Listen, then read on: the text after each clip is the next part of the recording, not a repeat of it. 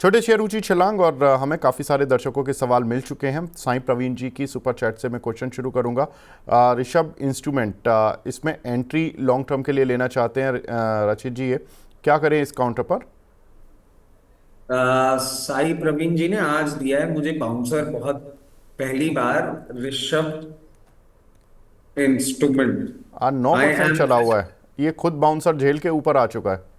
हाँ मतलब यूजुअली साई प्रवीण जी के मैंने ऐसे देखे नहीं हैं। हाँ हाँ बिल्कुल। बट उनके यूजुअली मतलब मेरे टाइप के स्टॉक ज्यादा होते हैं। अब इन्होंने ले रखा है। मैं एक बार इसका देख लेता हूँ। देखिए market capitalization, current price 282 high low. इन्होंने एंट्री ले ली है। सर इन्होंने आपसे बस व्यू पूछा है। व्यू पूछा है।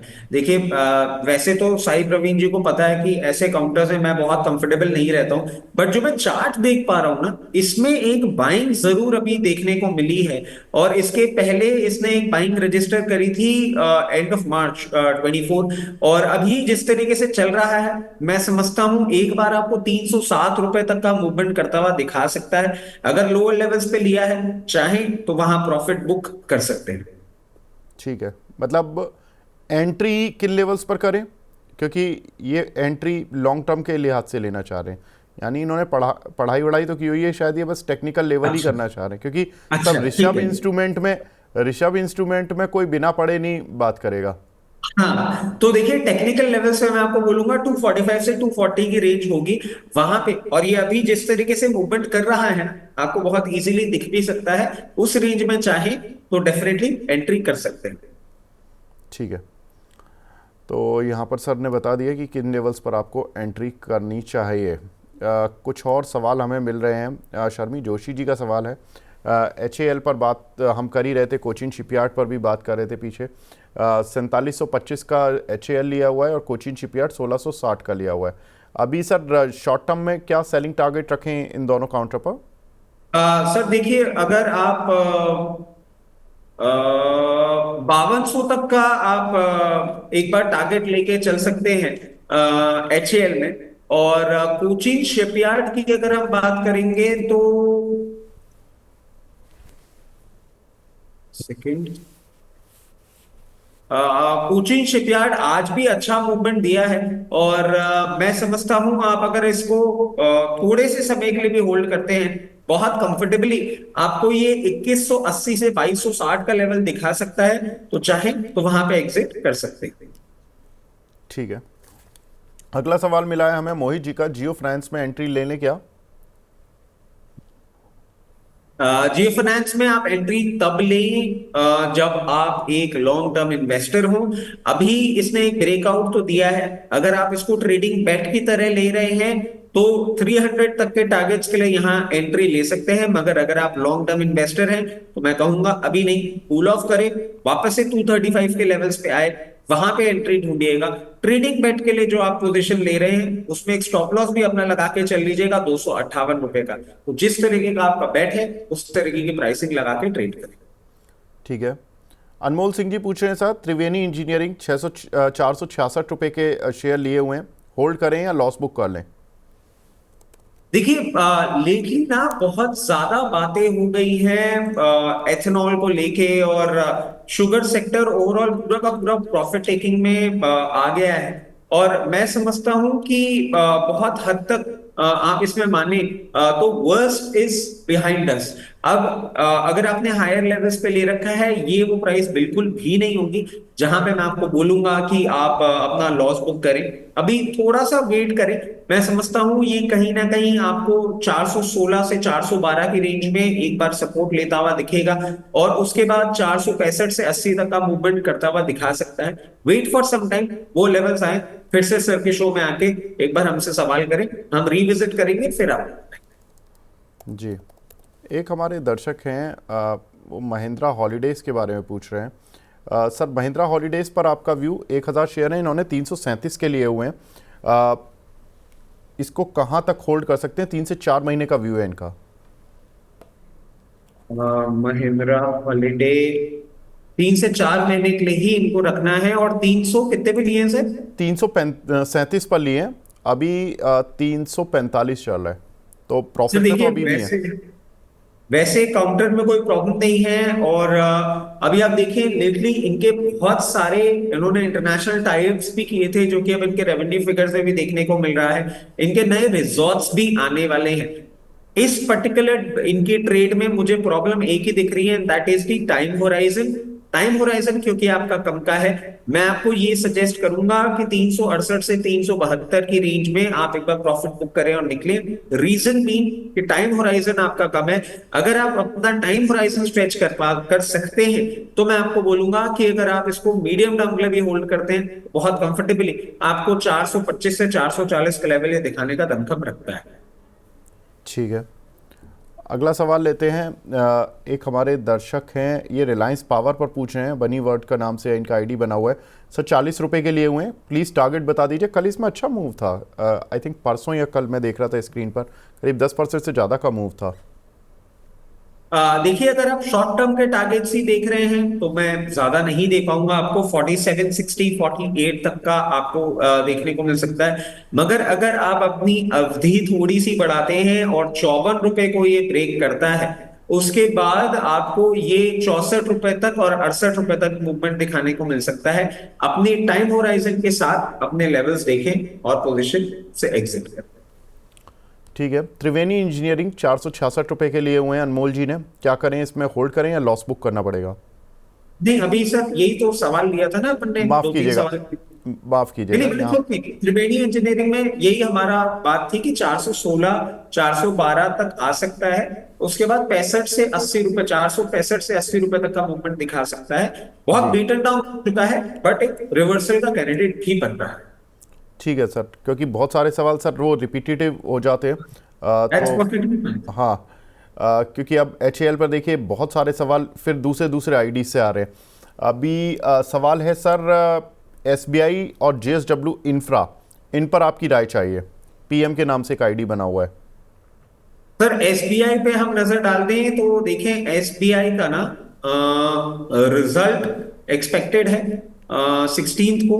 और एक ये अपसाइड के लिए तैयार है। मतलब आपने देखा होगा, अभी इसको थोड़ा सा प्रॉब्लम आ रहा है 820 रुपए पे, थोड़ा सा एक रेजिस्टेंस से फेस कर रहा है, जो कि मुझे नहीं लगता कि बहुत बड़ा एक डिसाइडिंग फैक्टर बन सकता है। बट इस रिजल्ट के बाद, if the results are positive and even if they are not positive, जिस तरीके के ये मूवमेंट के लिए पॉइज्ड हो गया है, बहुत जल्दी आपको 872 तक का मूवमेंट दिखा सकता है। तो उन लेवल्स के लिए आप इंतजार कर सकते हैं। इसके साथ साथ कौन सा था sir? Sir JSW infra. JSW infrastructure पे अगर हम नजर डालें, अभी वॉर लाइक सिचुएशन में भी बात हुई थी कि पोर्ट में और इन सब में प्रॉब्लम आती है। इसमें कोई बहुत खास कुछ होता हुआ दिख नहीं रहा है। और नियर टर्म में मैं समझता हूं आपको ये 310 रुपए तक का मूवमेंट करता हुआ दिखा सकता है। क्या ये कोई ब्रेकआउट या रिवर्सल अभी दिखाएगा? At the very face of it मुझे नहीं लग रहा है।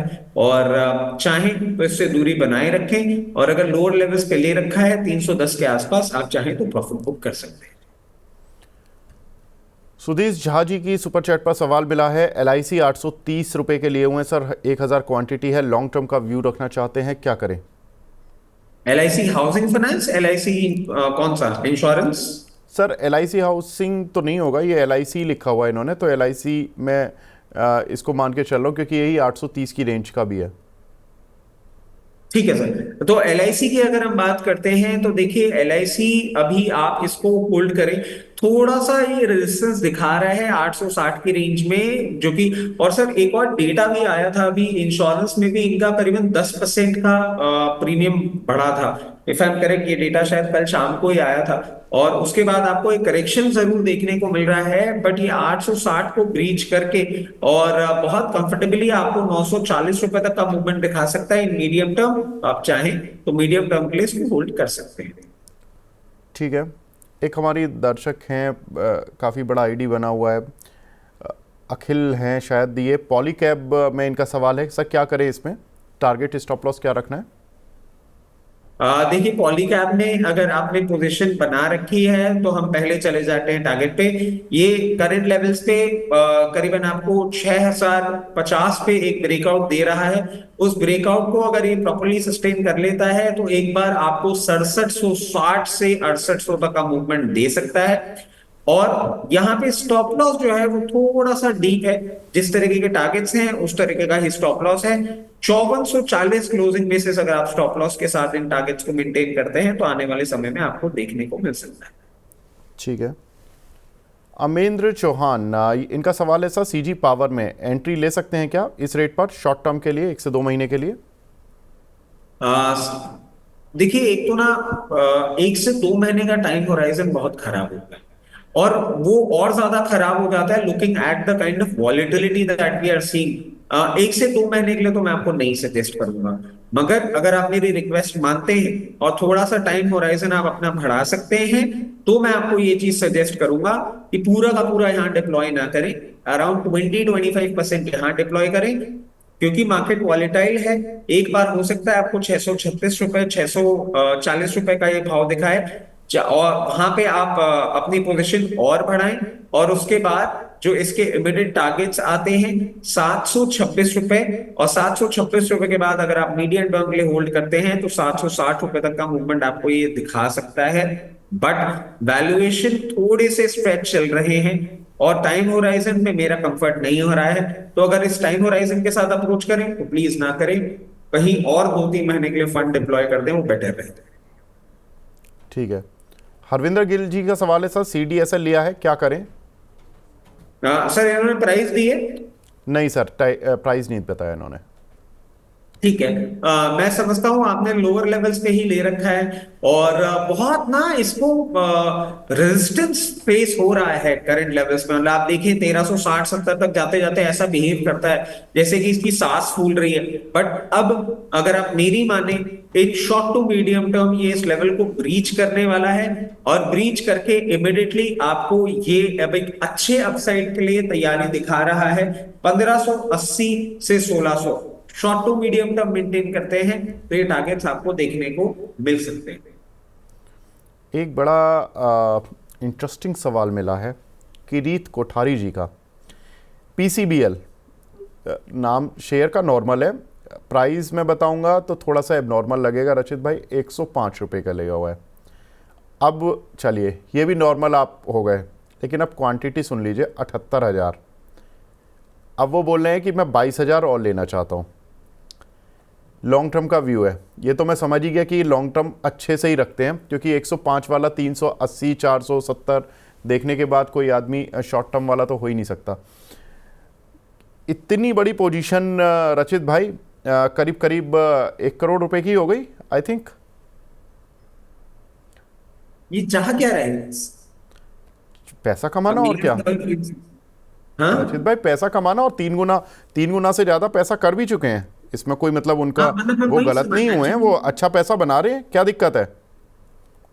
नहीं तो आप मेरे से क्या चाह रहे हैं, मतलब मैं क्या जवाब सर दूं? सर वो ये चाह रहे हैं कि लॉन्ग टर्म के लिए बता दीजिए कि आप क्या करें अभी, मतलब ले लें और क्या करना है।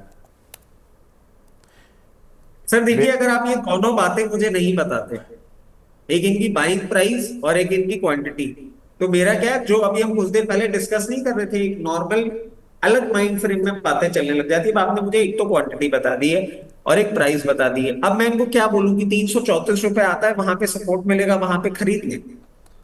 मैं नहीं ले बोल सकता ये बात। क्यों? सर क्योंकि इनकी क्वांटिटी है और ये और क्वांटिटी बढ़ाना चाह रहे हैं, अब इनके लिए स्ट्रैटेजी बदल जाती है।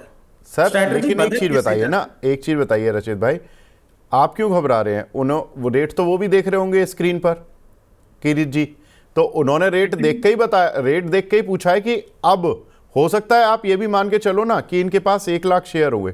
मैं इनकी साइड से खड़े होकर मैं एज्यूम कर रहा हूँ, क्योंकि 78,000 शेयर अमूमन कोई नहीं लेता, और 22,000 शेयर कोई बोल रहे हैं कि मुझे और लेने हैं। दैट मीन्स कि उन्होंने शायद पहले कभी 22,000 शेयर अपने बेच दिए होंगे, उनको पता होगा कि मुझे 1 लाख शेयर तो रखने ही है इसके। अब उन्होंने 22,000 शेयर अगर मैं 450 470 कहीं बेच दिए, अब वो पूछने की कहाँ खरीदूं, तो अब तो बता देंगे कि कहाँ खरीदना है। मैं वही आपको बोल रहा था सर, मतलब मेरा जवाब वहां चालू होने वाला था, आपसे बीच में मेरी क्लास चालू कर दी। मैं अरे आपको नहीं सर। जवाब इस तरीके से दे रहा था कि सर अब इसमें करना क्या है। इनको ये करना है कि अब ये जब 334 रुपए आता है ना, वहां पे अपनी बाइंग इनिशिएट करें, हम्म। और इनिशिएट करके एक स्प्रेड बनाएंगे 22,000 शेयर का, जिसको आप ऐसे मान ले हर 3-4 रुपए, 3-4 रुपए, 5 रुपए के फॉल में ये हजार हजार शेयर खरीदेंगे और 272 रुपए तक बाइंग कर लेंगे। तो हम्म। अब इस रेंज में जब आप बाइंग करते हैं ना, आपकी बाइंग एवरेज भी अच्छी हो जाती है, और उसके बाद आप इसको होल्ड करके आगे का मूवमेंट, मतलब क्योंकि अब आप 3 गुना, मतलब आप इस क्वांटिटी के साथ 3 गुना अगर कोई शेयर लेके रखे हुए हैं, और लाख शेयर अगर आप उसको करना चाह रहे हैं, तो मैं समझता हूं अभी आप और थोड़ा लंबे समय के लिए मेंटेन कर लें। तो एग्जिट करने के टारगेट्स तो देना फिजूल है, बट हाँ 335 से 272 की रेंज में हजार हजार शेयर करके आप अपना वापस से क्वांटिटी बना सकते हैं। ठीक है। मनी वर्ड के नाम से आईडी बना हुआ है, मोहित जी हैं ये देहरादून से, काफ़ी दिनों बाद आए हैं मोहित जी। आजकल कहाँ थे? आर पावर पर तो मैंने आपका सवाल ले लिया था, लेकिन आईओसी पर और ले लेता हूँ, क्योंकि आईओसी पर डेली सवाल आते हैं। 134 रुपये 67 पैसे के इनके पास कुछ शेयर पड़े हुए हैं। टारगेट बता दीजिए। वैसे तो अंशुल जी ने बताया था 148-149 पर, उन्होंने उस दिन प्रॉफिट बुक कराया था, फिर बोल रहे थे कि वो 138-139 पर दोबारा ले लें, जो लोग ट्रेडिंग पर्पज से, शॉर्ट टर्म पर्पज से ले रहे हैं। रचित जी क्या रखें आपके हिसाब से, क्या टारगेट रखें? प्रॉफिट कहाँ बुक करें? देखिए अभी इसको जो अंशुल जी का लेवल है वो बिल्कुल सही है, और उस रेंज में मतलब हमारा जो लेवल था वो 145 से 48 का था। मैं यूजुअली स्पैन दे देता हूं, तो वो इसके लिए एक रेजिस्टेंस का लेवल अभी बना हुआ है। बट मैं समझता हूं जिस तरीके से पूरी सिचुएशन बन रही है, अगर आप मीडियम टर्म के लिए होल्ड कर रहे हैं तो बिल्कुल इसमें अपनी पोजीशन बरकरार रखें, और 162 से 65 की रेंज आपको मीडियम टर्म में देखने को मिल सकती है। उन लेवल्स पे जाके अकॉर्डिंगली अपना प्रॉफिट बुक करना चाहे तो कर सकते हैं। ठीक है। तो सर आपको एक रेंज दे दी गई है। मैं रिक्वेस्ट करूंगा दर्शकों से कि एक सवाल बहुत बार आज रिपीटेटिव चल रहा है, इस वजह से बहुत सारे दर्शकों के सवाल फंस जाते हैं। वरुण जैन जी का सवाल है, CESC स्टॉक लेना चाहिए या नहीं सर? CESC आप देखिए, एक तो इसका रिजल्ट आने वाला है कल, हम्म। और टेक्निकली ये एक बुलिश ट्रेंड में है। मतलब आप देखेंगे सर, इसने जिस तरीके से अभी एक रेंज को ब्रीच किया है 155 की, बुलिश ट्रेंड में चल रहा है, और ये जो अपसाइड है ये भी आपको कंटिन्यूड होता हुआ दिख सकता है 180 रुपए तक के लेवल पे। अगर अब आप देख लें, ट्रेडिंग बेट ले रहे हैं, तो मैं आपको एक ही चीज सजेस्ट करूंगा, करंट लेवल्स पे लेंगे तो आपका स्टॉप लॉस रहेगा क्लोजिंग बेसिस पे 153, टारगेट रहेगा 180 रुपए का। अगर आप मीडियम टर्म के लिए इसमें पोजीशन बना रहे हैं तो स्ट्रैटेजी थोड़ी सी चेंज हो जाती है, यहां पे लेंगे, और फिर एवरेज करने का एक पॉइंट आएगा 145 लेवल्स पे, वहां पे एवरेज करेंगे और फिर वेट करेंगे। मीडियम टर्म में आपको ये एक बार 206 रुपए तक का मूवमेंट करता हुआ दिखा सकता है। ठीक है। आज रेमंड में कुछ कॉर्पोरेट एडजस्टमेंट हुआ है, जिसकी वजह से वो 64% गिरा हुआ है। आई थिंक डिमर्जर, जो इनका प्रपोज्ड डिमर्जर था, वो एडजस्ट हुआ है, जिसकी वजह से आज ये 64% गिरा हुआ है। एक हमारे दर्शक हैं महजूफ मंसूरी जी, महफूज मंसूरी जी। सर ये डर गए हैं थोड़ा सा, इनको बता दीजिए सर रचित भाई कि कॉर्पोरेट एडजस्टमेंट क्या होता है। ये लास्ट सवाल है आपसे, फिर हमारे साथ दूसरे गेस्ट भी जुड़ चुके हैं। देखिए रेमंड में बेसिकली क्या हुआ है कि रेमंड डीमर्ज हुआ है। मतलब आपने भी अपने डीमैट अकाउंट में देखा होगा कि आपको ना एक अलग शेयर भी मिल गया है रेमंड का। तो ये जो अभी आप स्पेस देख रहे हैं, ये तो इनका रियलिटी वाला है जिसकी आप अभी प्राइस देख रहे हैं। एक इनका जो दूसरा रिटेल का बिजनेस है RRL करके, वो आपको एक अलग लिस्टिंग स्पेस में मिल जाएगा। तो नथिंग टू वरी, कोई प्रॉब्लम नहीं हुई है। और मैं आपको एक ही चीज बोलूंगा, इससे आपको आने वाले टाइम में वैल्यू अनलॉकिंग दिखेगी, क्योंकि जिसको इनके रियल एस्टेट बिजनेस में इंटरेस्ट है वो वहां डालेंगे, और जिनको इनके रिटेल बिजनेस में इंटरेस्ट है वो वहां इन्फ्यूज करेंगे। तो बिल्कुल चिंता ना करें, अभी आने वाले टाइम में आपको पूरी चीजों की क्लैरिटी आ जाएगी। बिल्कुल सर, आपको एक की जगह 2 शेयर हो जाएंगे अलग अलग बिजनेस के, जैसे पहले होता है ना कि दो बिजनेस एक ही कंपनी में होते हैं, कंपनी ने दो बिजनेस अलग कर दिए, एक बिजनेस का शेयर आपको ये रहेगा, दूसरा शेयर आपको मिल चुका होगा, आप अपने ब्रोकर से पता कर लीजिए, नहीं तो आप अपने अकाउंट्स में चेक करिए, मिल चुका होगा आपको। तो दोनों की जब आप डीमैट में वैल्यू आता जोड़कर है। देखेंगे, जब आप दोनों की वैल्यू जोड़कर देखेंगे तो आपको कोई नुकसान नहीं होगा, तो आप बिल्कुल बेफिक्र हो जाइए, टेंशन आपकी हट गई है। रचित भाई इसीलिए, और रचित भाई अब धन्यवाद हमारे साथ जुड़ने के लिए और अपना कीमती समय देने के लिए, थैंक यू। सर ये जो भी आप बोल रहे थे ना, धन्यवाद हमारा, मैं वही कहने वाला था। हाँ, आज आपने मेरी डांट कम लगाई है, इसलिए अरे धन्यवाद सर, देता आपने तो हूँ। मुझे बदनाम कर दिया कि मैं आपको खींचता हूँ, वो तो हंसी मजाक थोड़ा सा चलता है तो थोड़ा खींच के मजा आता है। इनफैक्ट मैंने अभी एक शेयर की बात करते करते ये कहा था ना, अपने विवेक का काम ले, और जैसे ही मैं स्क्रीन पे, क्योंकि मैं जब बात कर रहा था चार्ट खोल के देख रहा था, मैंने कहा सामने विवेक सर बैठे हुए हैं, मैं विवेक को काम पे लेने के लिए बोल रहा हूँ, नहीं, भाई साहब बहुत गलत डायरेक्शन में जा रहा हूँ। मैं बट समझ देखिए गया सर, था। आपकी आपकी वैल्यू एनहांसमेंट हो गया, वहां पे भी मैं आप ही क्या एडवाइस की बात कर रहा हूँ कि सर, आपकी तरफ से जो एडवाइस आएगा उसको काम में ले। नहीं नहीं सर, मैं एडवाइस दे ही नहीं सकता, वरना तो फिर दिक्कत हो जाएगी, मेरे लिए दिक्कत हो जाएगी। चलिए सर, बहुत बहुत शुक्रिया हमसे जुड़ने के थैंक लिए, यू। Thank you. अब हमारे साथ दूसरे खास मेहमान जुड़ चुके हैं, हमारे साथ ब्रिजेश एल सर जुड़ चुके हैं, आईडीबीआई कैपिटल्स के टेक्निकल एंड डेरिवेटिव हेड हैं। Brijesh sir, good morning. Morning Vivek, morning.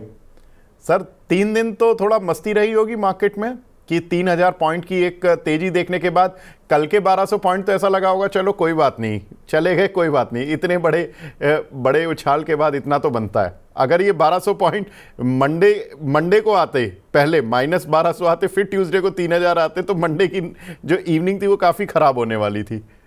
क्या रहा सर मूड?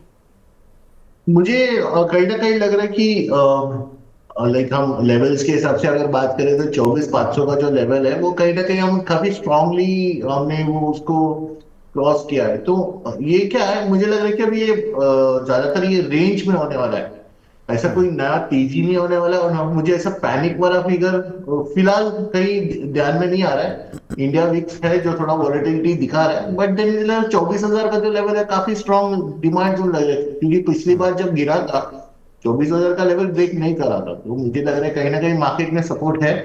आज भी जो 100-150 पॉइंट जो निफ्टी ने पकड़ के रखा है, तो मुझे लगता है ये हफ्ते में मुझे लगता है 25,000 तो एक बार आ जाएगा। 25 के आसपास फिर हो सकते हैं, रेंज में होगा 24,500 से 25, 500-600 पॉइंट का रेंज मुझे लगता है इंडेक्स में अपने को देखने को मिलेगा। और बाय ऑन डिक्लाइन के इस हफ्ते में सर स्टॉक 25,000 निफ्टी देखने को मिल जाएगा, मतलब आप ये कह रहे हैं? या आज बुधवार है, हमारे पास और 2 दिन बचा हुआ है, तो मोटा मोटी एक पॉसिबिलिटी है 25,000 आने की। अच्छा, चलिए बढ़िया है सर, ये तो अच्छी खबर दे दी आपने दर्शकों के लिए। तो मतलब खरीदारी के ही मोड में रहे ना, कोई पैनिक नहीं है। चलिए, ये अच्छी बात है सर। मैं दर्शकों की क्वेरी ले रहा था, तो उसी को आगे बढ़ाता हूँ आपके साथ। वोडाफोन आइडिया, इसके बारे में कुछ बता दीजिए सर। कल भारती एयरटेल के रिजल्ट्स आए हैं, रिजल्ट्स के बाद भारती तो चला ही नहीं, वोडाफोन पर भी कुछ ऐसा असर नहीं पड़ा। कोई असरदार खबर या कोई इसमें टेक्निकल पैटर्न इस तरह का बन रहा है डेटा वाइज कि इसमें कुछ बाय या सेल बन रहा हो? फिलहाल जो रेंज में है ऐसा कुछ स्ट्रॉन्ग इंडिकेशंस नहीं दिख रहा है। हो सकता है कि थोड़ा मोमेंटम में 8-8.5 रुपये, 8 8.5 मुश्किल है, बट 8 रुपए तक एक मूव हो सकता है। तो अगर है किसी का पोजीशन तो होल्ड करे। ऐसे कुछ बड़ा ब्रेकआउट के वगैरह कुछ आसार नहीं दिख रहे फिलहाल। ठीक है। एक हमारी दर्शक हैं निशिता जी, ये पूछ रही हैं सर, BEL 290 के लिए हुए हैं, 290 के लिए हुए हैं, माफ़ कीजिएगा, 2 साल के लिए। इस पर विजन, इनको व्यू चाहिए, क्योंकि हमने देखा कि पिछले 2-3 दिन ट्रेडिंग सेशन में इस काउंटर पे अच्छे मूव्स देखने के लिए मिले हैं। अगर वो लंबी अवधि की नजर से, लाइक 2-3 साल की नजर से, तो इसका और 50 पॉइंट्स का 85 रुपये और आसानी से मिल सकता है। बट मेरा क्या मानना है कि ये जैसे ये 50 पॉइंट्स का जो जर्नी है उसको प्ले इन प्ले आउट के नजरिए से देखें, क्योंकि क्या है, ये 350 पे थोड़ा बुक कर लीजिए, ऐसे नहीं पूरे पोजिशन में 20-25% आपकी पोजिशन बुक करें, क्योंकि इसमें इन आउट होता रहेगा। और डायरेक्शनली मुझे लग रहा है 400 के पास जा सकते हैं, काफी स्ट्रॉन्ग है। मंथली टाइम फ्रेम देख रहा हूँ, राउंडिंग का स्ट्रक्चर बन रहा है, तो नियर टर्म में बुलिश रहेगा इसका आउटलुक। बट धीरे धीरे प्रॉफिट बुक करे एक बार, अगर फिर से आपको एंट्री मिलती है तो ये प्ले इन प्ले आउट करना चाहिए, ऐसा मुझे लगता है। ठीक है। एक हमारे दर्शक हैं हिंडाल्को पर सवाल पूछ रहे हैं, विनीता जी हैं, ये भूटान बॉर्डर पर रहती हैं, तो मुझे भी याद हो गया। हिंडाल्को इन्होंने सर 621 रुपए के लिए हुए हैं, क्या करें, होल्ड या सेल?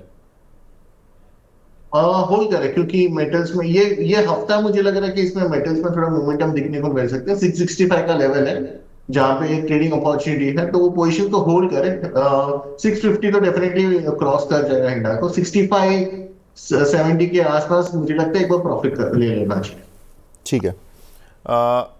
विपिन जी का सवाल है, रामा स्टील का टारगेट बता दीजिए सर। वैसे हम जनरली 10 रुपए के आसपास, 10 रुपए के नीचे के शेयर लेते नहीं है, लेकिन ये अच्छा, ये 11 रुपए का हो गया, चलिए ठीक है सर, इसमें बता दीजिए। मुझे लगता है थोड़ा सा मोमेंटम देखने को मिला, बट लॉन्ग टर्म या फिर इमीडिएटली ऐसा कुछ मुझे ध्यान में नहीं आ रहा है। तो हो सकता है कि 12 रुपए के आसपास इसमें थोड़ा सप्लाई आ सकता है। 200 दिन का मूविंग एवरेज 12 के आसपास है, तो मुझे लग रहा है अगर वो प्रॉफिट ले मिल रहा है, अगर बन रहा है उनका, तो एक बार प्रॉफिट ले लेना चाहिए।